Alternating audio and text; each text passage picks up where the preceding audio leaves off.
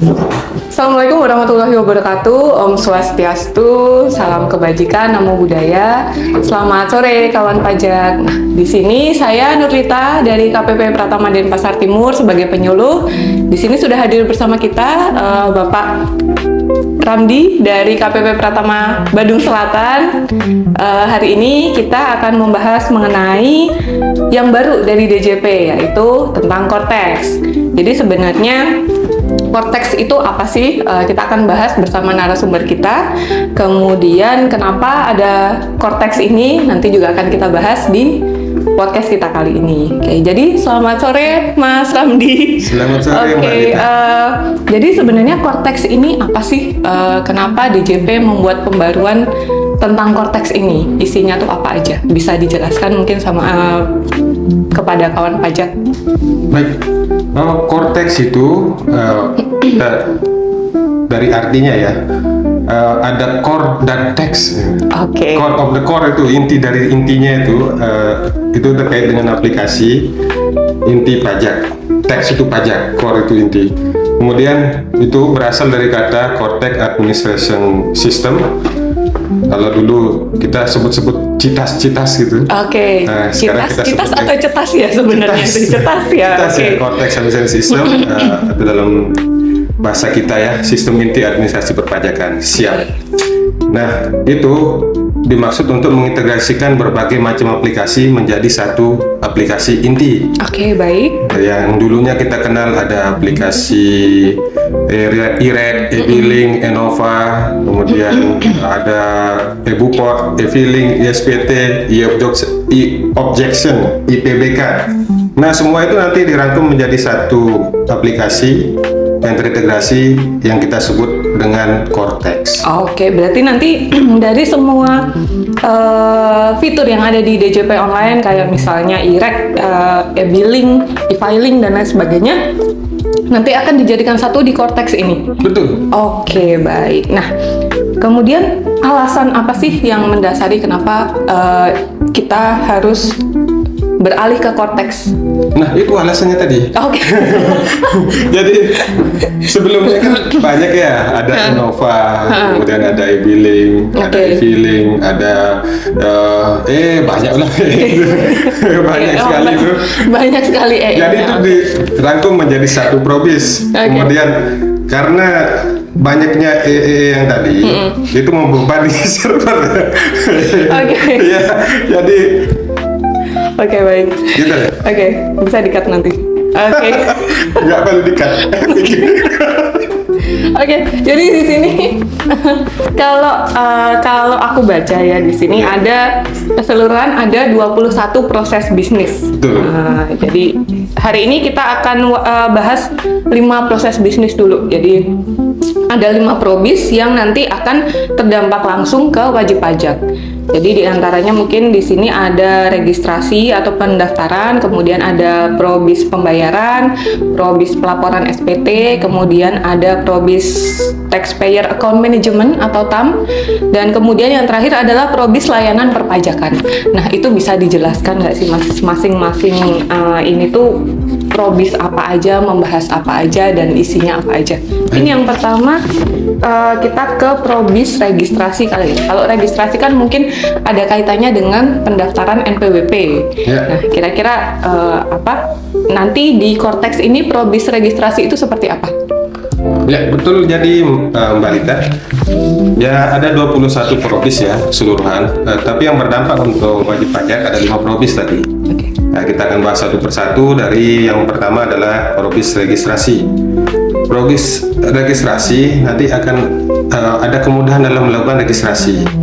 Jadi borderless ya. Untuk registrasi dulu kita mesti ke KPP terdaftar misalnya. Nah, kemudian dengan adanya e-Rec dulu kita bisa ke semua KPP. Sekarang tidak perlu e-Rec, cukup Cortex saja yang dirangkum di situ. Oke. Kemudian ada kesederhanaan melalui NIK sebagai NPWP. Nah, ini sudah kita mulai dari awal tahun itu ya. Iya. Mengintegrasikan NIK menjadi NPWP atau kita pemadanan dulu. Nah, nanti ketika dia mendaftar, NIK itu adalah sebagai NPWP-nya untuk pribadi. Kemudian satu NPWP untuk satu entitas. Jadi misalnya ada yang punya cabang gitu ya, ada yang perusahaan punya cabang, satu saja NPWP-nya, cabangnya itu diberikan NITKU namanya. Oke. NITKU itu adalah nomor identitas tempat kegiatan usaha. Oke, baik. Jadi NPWP-nya semuanya satu, NITKU itu melekat pada satu NPWP pusatnya. Oke. Jadi nanti semuanya melakukan pembayaran pelaporan adalah pusat. Oke. Gitu. Baik. Kemudian yang ketiga terakhir memudahkan wajib pajak dalam integrasi dengan DJP Single Digital Access. Akses digital dan serta terintegrasi dalam akun wajib pajak dan didukung dengan fitur face recognition. Wow, canggih banget ya sekarang. Ada face recognition, oke. Oh, recognition ya. Face recognition ya. Ini banyak yang Inggrisnya nih. Jadi nggak ada lagi nanti permintaan circle itu Mbak. Oh, udah nggak ada sertifikat digital. Nggak ada, sudah ada dalam sistem Cortex gitu. Oke, berarti nanti akan lebih praktis ya. Didukung dengan single identity number. Single identification number. Masih single ya Mbak. Baik. Jadi semuanya nanti akan pakai NIK, gitu kan? Oke. NIK. Nah, itu di proses bisnis registrasi. Kemudian untuk proses bisnis selanjutnya ada proses bisnis pembayaran. Berarti ini ada kaitannya dengan e-billing ya, Mas ya. Jadi untuk proses bisnis pembayaran ini nanti di Cortex akan seperti apa? Apakah ada perbedaan dengan e-billing yang sebelumnya atau bagaimana? Iya. Jadi yang existing ya sebelumnya itu kita buat misalnya kita dapat 4 STP nih atau 5 STP, kita harus buat billing satu persatu. Kita harus tahu ketetapannya nomor berapa. Jadi kita input satu persatu billingnya, kemudian kita bayar secara parsial. Nah, dengan adanya Cortex ini kita bisa buat satu kode billing untuk beberapa jenis atau mata pembayaran. Oke, baik. Jadi ada misalnya mungkin karena lupa ada 500 STP mungkin dia dapat misalnya. Borongan karena lupa. 500 STP. Jadi cukup buat satu billing aja untuk melakukan pembayaran. Oke, berarti bisa sekaligus dibayar semua STP. Iya. Oke, baik. Dengan satu billing saja. Baik. Oke. Jadi lebih praktis ya. Kemudian untuk saya dengar ada yang namanya deposit pajak ya, benar ya? Betul. Itu nanti deposit pajak tuh kayak apa sih Mas? Jadi kayak apakah kita punya deposit di Cortex itu, jadi kita bisa nyimpen uang di situ atau gimana? Ya, jadi deposit itu kita sama sih seperti e-money itu ya, kita deposit dulu seperti itu. Jadi kita bisa memproyeksikan berapa pajak kita setahun, kemudian kita isi depositnya nanti di Cortex. Nah itu keunggulannya kita tidak akan terkena terlambat pembayaran. Oh iya benar. Ketika kita membayar penuh dengan akun dengan deposit. Oke. Nah, deposit ini yaitu satu fitur baru yang mau komodir pembayaran terlebih dahulu ya pada tanggal. Jadi misalnya kita terutang pada saat Mei ya, kita deposit pada saat Juni, kemudian ternyata kita bayarnya bulan Juli.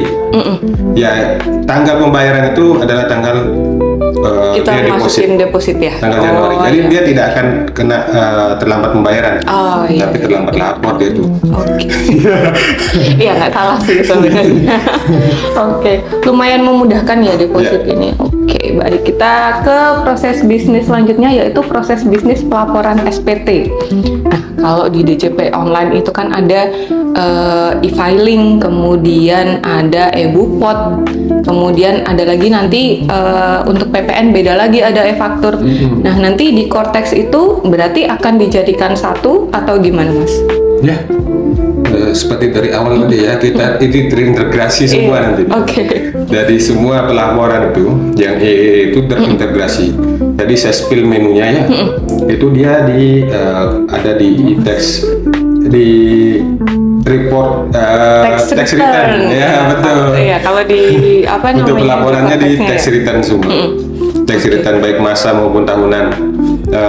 maupun BPN, semua tinggal kita pilih terkait dengan apa yang kita mau laporkan. Oke, berarti semua pelaporan nanti di tax return itu ya? Tax return. Oke, kalau kemarin saya lihat di aplikasinya itu masih dalam bahasa Inggris ya Mas ya, tapi nanti mungkin akan dikembangkan untuk bahasa Indonesia, benar kan ya? Nah itu tadi kita bisa kalau mau coba-coba Oh iya benar juga. kalau mau coba-coba aplikasinya sekarang bisa kita daftar dulu di DJP online. Oh iya, saya sempat lihat sih kemarin, udah sempat coba daftar juga, masih dalam bahasa Inggris sih. Nah setidaknya bisa tahu ya. Nanti Iya, bisa kalau tahu. buat buku Ada gambarannya lah ya. Withholding Withholding slip, withholding slip. slip. Iya. Nah itu keren Oke, kan? oke. With dengan holding slip itu. Oke, baik. Itu untuk pelaporan SPT, jadi Ya. di tax return nanti ya. Oke, kemudian Tax return. ada lagi proses bisnis TAM. TAM ini singkatan dari Taxpayer Account Management. Nah, ini agak baru sih kalau buat saya. Ini isinya tuh apa aja sih, Mas? Tentang apa Taxpayer Account Management ini? Sebenarnya ini terkait dengan profil wajib pajak ya. Profil wajib pajak ini yang pertama menyajikan data dan informasi wajib pajak dalam satu aplikasi. Oke. Kemudian ada memberikan informasi perpajakan yang relevan seperti tarif bunga, kurs terintegrasi dengan BKF. Jadi misalnya dia mau konversi nih dari USD ke IDR, sudah ada nih tarifnya berapa. Kemudian dia mungkin kena sanksi, dia bisa ngecek apakah sanksi yang diberikan itu sudah benar dan sesuai dengan bunga, bunga sesuai kurs KMK atau tidak. Oh, oke. Ya, kemudian ada beberapa fitur buku besar. Ini kita Ini baru ya berarti ya? General Ledger. General Ledger. Ya, General Ledger. Jadi di sana ada akun debit kreditnya. Oke. Debit kredit.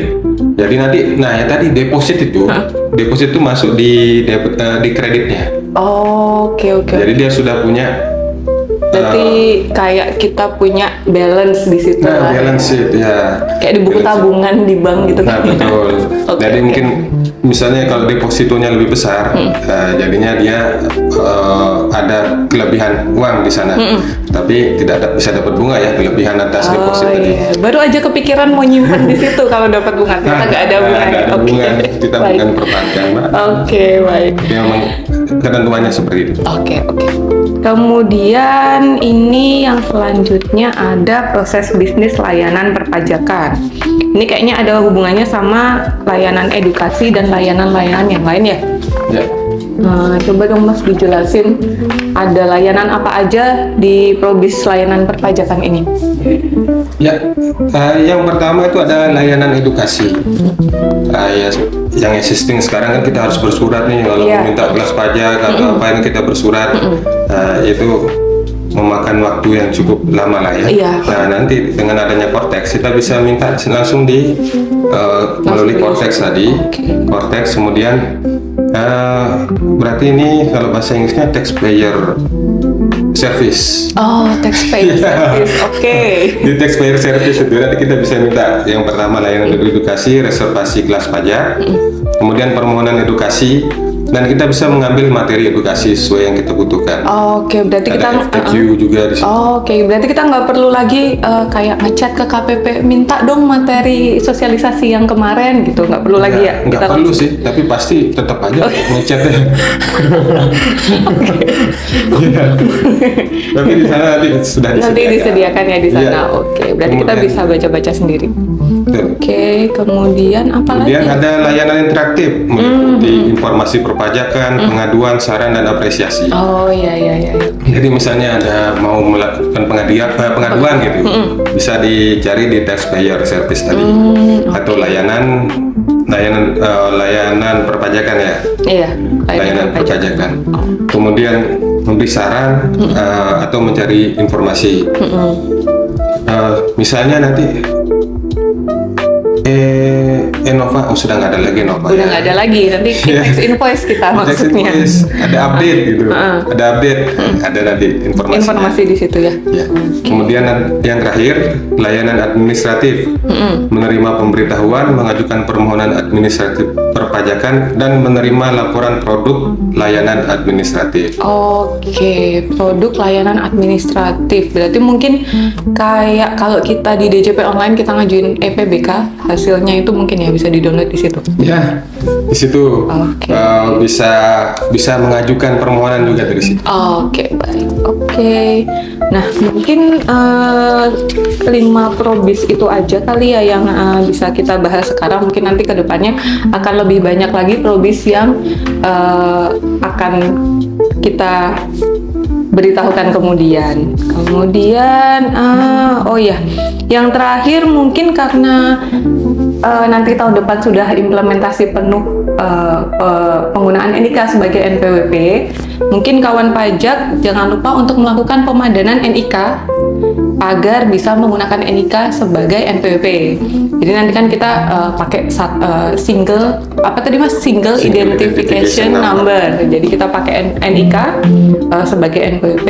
Jadi biar wajib pajak bisa menggunakan layanan di Cortex itu tadi. Kayak gitu.